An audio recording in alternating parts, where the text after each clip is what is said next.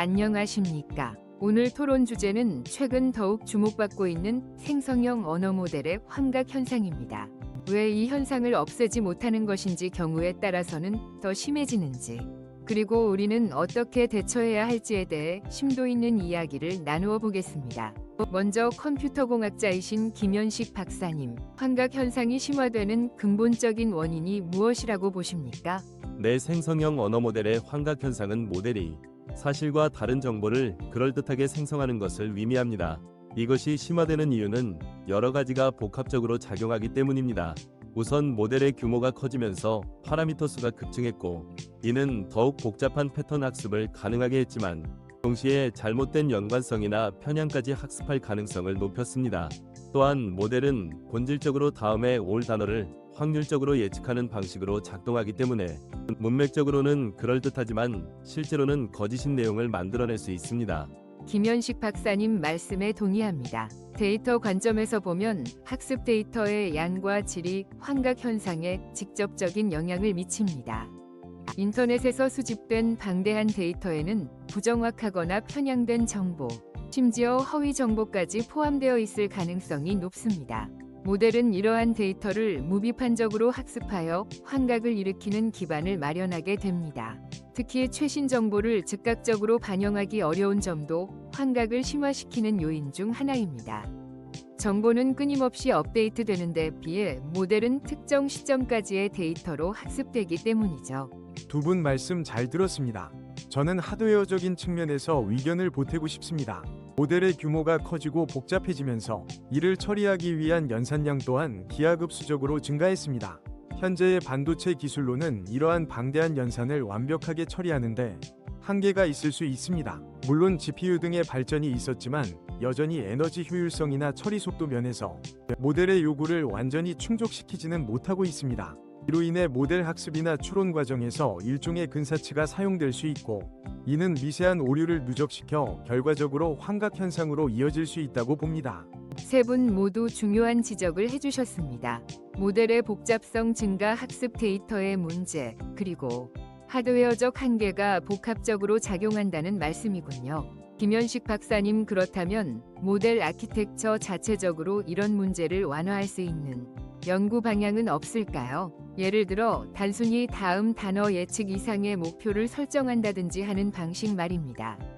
좋은 질문입니다. 현재 어텐션 메커니즘에 기반한 트랜스포머 아키텍처가 주를 이루고 있는데, 이 역시 긴 문맥을 처리할 때 정보 손실이나 왜곡이 발생할 가능성이 있습니다.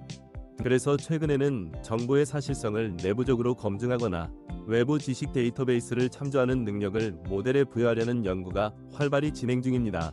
레그가 대표적인 예시죠. 또한 모델이 자신의 답변에 대한 확신도를 함께 제시하도록 하는 방법도 연구되고 있습니다. 확신도가 낮은 답변은 환각일 가능성을 시사하는 것이죠.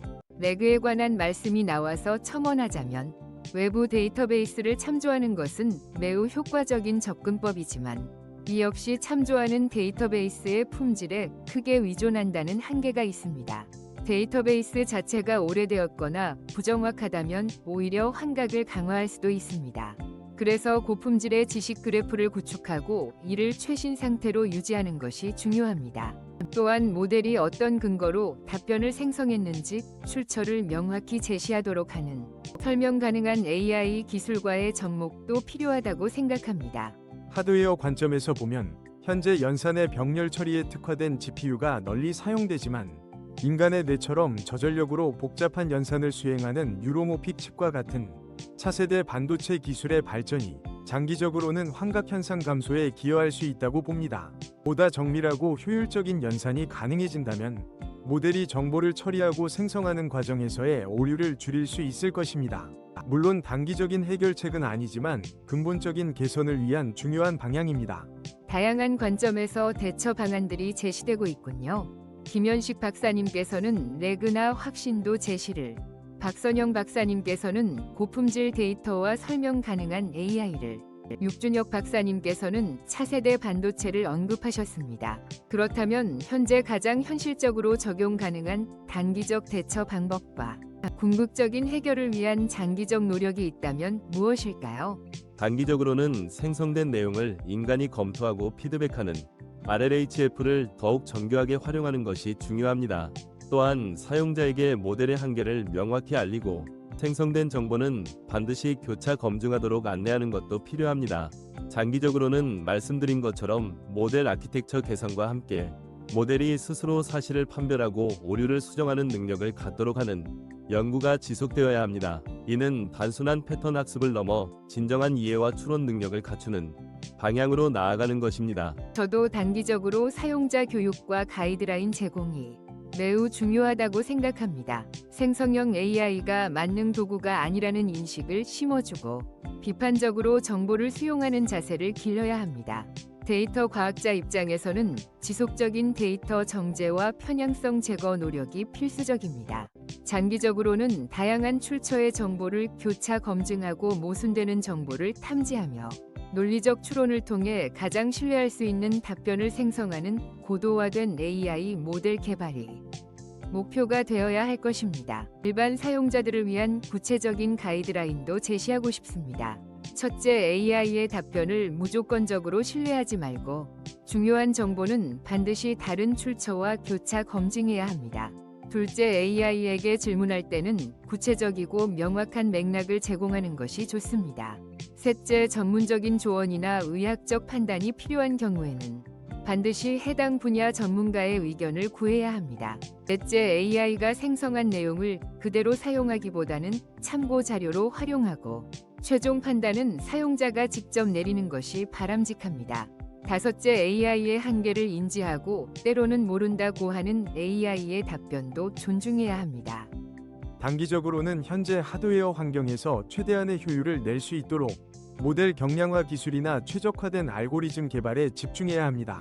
동일한 성능을 내면서도 연산량을 줄이면 간접적으로 환각 발생 가능성을 낮출 수 있습니다. 단기적으로는 앞서 언급한 뉴로모픽 컴퓨팅과 같은 혁신적인 하드웨어 플랫폼 개발과 함께 소프트웨어와 하드웨어가 긴밀하게 통합되어 최적의 성능을 발휘하는 AI 시스템을 구축하는 것이 중요합니다. 결국 에너지 효율성과 연산 정밀도를 동시에 높이는 방향으로 가야 합니다. 오늘 세 분 전문가의 말씀을 종합해보면 생성형 언어 모델의 환각 현상은 모델 데이터 하드웨어 등 다양한 요소가 복합적으로 작용한 결과이며 대처 방안 역시 다각적인 접근이 필요하다는 것을 알 수 있습니다. 단기적으로는 인간의 개입과 사용자 교육을 강화하고 장기적으로는 모델 자체의 성능 향상과 함께 차세대 기술 개발에 힘써야 할 것입니다. 이 논의가 환각 현상에 대한 이해를 높이고 건설적인 해결책을 모색하는 데 도움이 되기를 바랍니다. 오늘 심도 있는 토론 감사합니다. 시청해주신 여러분께도 감사드립니다.